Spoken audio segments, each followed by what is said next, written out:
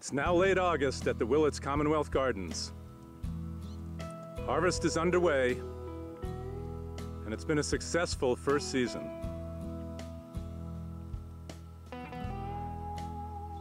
So this is really a very large garden. We've done most of the work by hand. We do some tractor work for moving amendments, but the beds have been developed and maintained by hand, and we rely very heavily on volunteer effort to come out and just make this project a success. One thing that was really helpful was the T-tape that DripWorks supplied.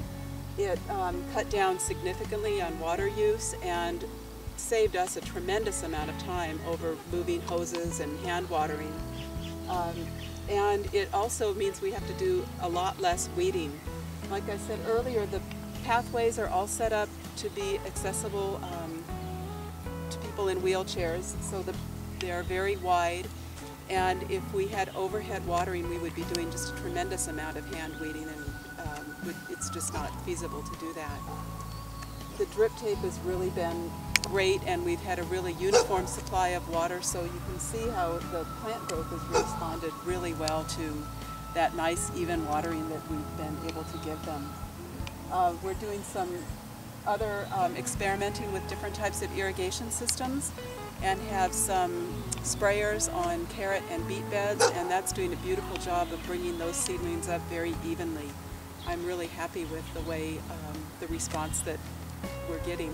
This is the first year of production, just started this summer. We have roughly 60,000 square feet in production right now, and hope to expand into this area over the coming years. There are about 2.5 acres total for vegetable production. There are 50 fruit trees on the other side of the knoll that this is their first year of production.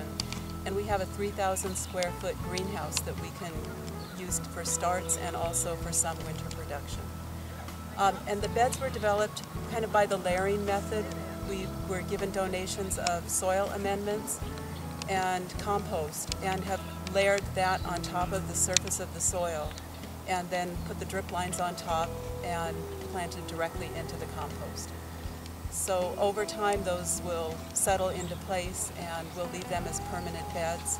The pathways between the beds are wide enough to allow for wheelchair access, so this garden has been set up to accommodate people on the Americans with Disabilities requirements. These are Walla Walla onions, and we had 4 or 5 rows to the bed. And we still ended up, we've had quite a few nice, beautiful 1-pound onions. Some of them aren't quite so large, but we did really well on the drip.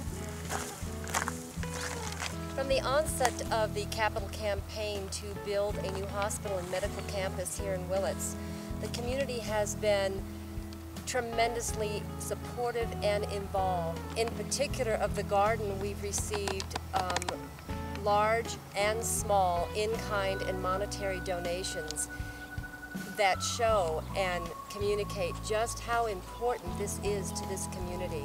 It's been tremendous. We have plans for the long-term development of the garden. We've really relied heavily on in-kind donations from many local businesses. The greenhouse was donated by Spare Time Nursery, and the DripWorks company donated all of our drip irrigation supplies. We have plans to create this as a healing garden for hospital staff, patients, and their families. And one of the real key parts of a healing garden is that it's diverse, interesting to walk through, so it really helps distract people from their concerns and their worries. So we're envisioning things like butterfly gardens and perennial flowers, a lot of things just to provide a really wonderful environment for people to come and take a break from what may be their stressful stay in the hospital.